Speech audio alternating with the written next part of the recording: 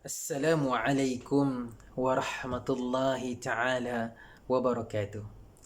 Alhamdulillahi rabbil alamin. Wassalatu wassalamu ala ashrafil anbiya'i wal mursalin wa ala alihi wa sahbihi ajma'in. Amma ba'd. Alhamdulillah. Qala rabbi shrah li sadri wa yassir li amri. Wahlul 'uqdatam min lisani yafqahu qawli. Amma ba'd. Alhamdulillah, pertama dan selamanya kita merafakkan kesyukuran kita kehadrat Allah Subhanahu wa taala kerana memberi peluang kepada kita, memberi rezeki kepada kita untuk berada pada satu bulan yang sangat mulia, pada bulan Ramadan, bulan yang paling terbaik di antara bulan-bulan di dalam Islam, iaitu bulan Ramadan. Dan pada hari ini lebih menariknya adalah kita akan mengupas satu hikmah yang luar biasa yang Allah namakan di antara surah-surah dalam Al-Quran yang Allah namakan dengan surah Maryam. Maryam, kalau tuan-tuan nak tahu, tuan-tuan dan juga perempuan yang di luar sana yang nak tahu satu-satunya surah yang Allah mention dalam Al-Quran dengan nama wanita, iaitu nama Maryam, sudah tentu dia bukan saja-saja Allah Ta'ala nak mentionkan dia sebagai satu nama surah, iaitu satu nama yang cukup besar yang mana Allah rakamkan dalam Al-Quran. Apakah hikmahnya? Jika kita singkap, kita bertanya, kenapa dinamakan dengan surah Maryam? Dan surah yang pertama, jika kita membaca surah Maryam, kita akan jumpa satu kisah seorang Nabi, iaitu Nabi Zakaria. Masya Allah alaih. Kita akan berjumpa dengan kisah Nabi Zakaria. Sedangkan kalau mungkin logik akal kita lah, mungkin kita berfikir sepatutnya namakanlah dengan surah Maryam awal-awal sekali. Tetapi tidak begitu. Bahkan kita dapat jumpa, kalau kita membuka surah Maryam, pada muka surat 305, pada ayat yang kedua, kita akan menjumpai tema keseluruhan dalam surah Maryam, iaitu Allah sebut zikru rahmatika abdahu Zakaria. Zikru rahmatika abdahu Zakaria. Baik, Zakaria. Jadi Allah mentionkan, Allah sebutkan rahmat, dan ta tu pula huruf ta yang maftuhah, ta yang terbuka, bukan ta yang simple tu, menunjukkan rahmat Allah ini luas. Baik, apa rahmat yang mana Allah nak tunjuk dalam surah ini? Jika kita membaca dan juga membelik sepenuhnya dalam surah ini, kita akan jumpa topik yang sangat penting, iaitu topik dakwah tauhid Allah Subhanahu wa taala dan juga zuriat yang mana hendak menguruskan dan juga meneruskan perjuangan tauhid untuk menegakkan kalimah Allah Subhanahu wa taala ini. Ini yang kita akan jumpa. Sebab itu kita akan tengok pada checkpoint yang pertama dalam surah Maryam ini adalah kisah Nabi Zakaria alaihissalam. Jika kita lihat apakah ujian Nabi Zakaria? Nabi Zakaria diuji dengan ketiadaan zuriat ataupun lambat dapat zuriat. Dan kita akan tengok persamaan di sana, iaitu dengan kisah Maryam alaihissalam, dia juga mendapat zuriat. Dan kedua-duanya adalah tujuannya adalah untuk menyambung agama Allah Subhanahu wa taala. Menariknya kisah Nabi Zakaria dan Maryam alaihissalam. Nabi Zakaria tidak mendapat zuriat dan dia berdoa kepada Allah, dan Allah kabulkan doa dia. Cuma Allah mentionkan, bila Allah sebut dalam ayat keempat, Allah bagi tahu secara jelas bahawa qala rabbi inni wahanal 'azmu minni. Ya Allah, sesungguhnya tulang belulang aku ini sudah lemah, sudah tidak larat, aku sudah berada di hujung usia, aku sudah tidak larat, dan isteri aku pula mandul, rambut aku juga sudah menunjukkan tanda-tanda putih yang menunjukkan aku sudah tua. Jadi Allah mention tulang wahanal azmu, iaitu lemah tulang belulang, Kerana di dalam kata Ibn Ashur dalam kitab di At-Tahrir wa Tanwir, Allah mentionkan tulang belulang kerana tulang adalah satu anggota yang ada dalam tubuh kita yang paling kuat. Mungkin kita ada isi, kita ada kulit, kita ada apa lagi, sebagainya anggota kita. Tetapi yang paling kuat sekali adalah tulang belulang. Bila anggota yang paling kuat sekali pun sudah tidak mampu, sudah tidak larat, bukan mereka tidak berusaha, tetapi sudah sampai di kemuncaknya, yang mereka pada logik akal manusia, mustahil manusia ini, nenek kita yang berumur contohnya 8 tahun boleh menghasilkan zuriat, yang umur 70 tahun yang boleh menghasilkan zuriat, mereka tidak mampu. Bahkan wanita sudah tentu memerlukan tenaga yang lebih banyak. Masya Allah, Allah memulakan kisah Maryam ini dengan satu peristiwa sebagai panas enjin. Orang kata dalam bahasa makanan ni mungkin appetite dulu lah kot. Betul istilah Ustaz. Dia sediakan dulu permulaan kita nak makan sebelum nak makan berat. Jadi Allah menceritakan kepada kita, akan aku kurniakan zuriat daripada manusia, satu pasang suami dan juga isteri ini, yang pada logik akal manusia ini mustahil, ya. Mustahil manusia yang daripada segi sains manusia boleh melahir zuriat. Tetapi bila Allah berkehendakkan sesuatu, Allah mampu untuk memberi. Allah mampu untuk memberi. Jadi walaupun kita rasa tidak logik, tetapi Allah boleh bagi.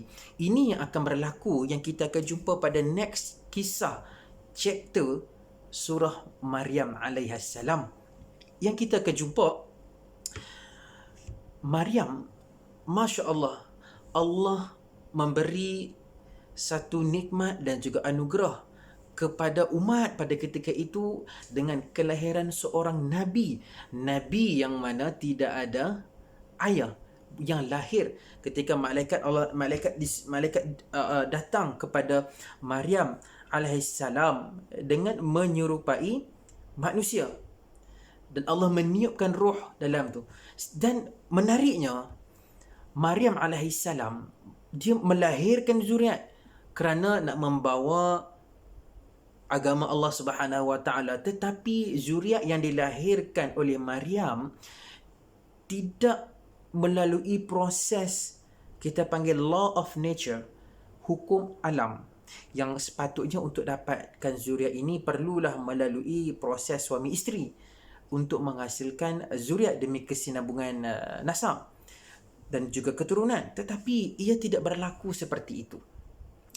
Jika kalau kita fikir mustahil logik akal, tiba-tiba perempuan boleh dapat macam tu, tentu orang akan bercakap bukan-bukan kepada wanita ini, kerana logik akal mesti ada lelaki.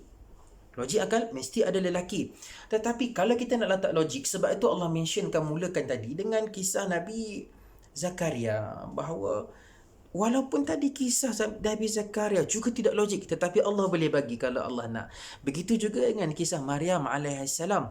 Allah memberikan rahmat, Allah memberikan satu warisan untuk menyambung dakwah perjuangan para anbiya, iaitu menegakkan kalimat tauhid, tetapi tidak melalui proses sains atau law of nature, dan Allah masih kurniakan. Dan kita akan jumpa kisah-kisah seterusnya, kisah Nabi Musa, kisah nabi-nabi yang lain dalam surah Maryam, yang mana menunjukkan message membawa kalimah tauhid itu, membawa kalimah menegakkan agama Allah Subhanahu wa taala dalam bentuk kekeluargaan, cara kita nak berdakwah secara fardiyah ataupun secara pendekatan yang lemah lembut, kan, kita nak berinteraksi dengan orang macam mana. Semua ini adalah dengan tujuan untuk membawa mesej dan menyebarkan agama Allah Subhanahu wa taala. Tetapi surah Maryam ini menariknya, jika kita melihat daripada awal kisah ini, kita akan melihat tentang proses untuk memastikan ada kesinambungan yang meneruskan dakwah itu. Tentu perlu ada kita panggil zuriat ataupun penyambung dakwah ini.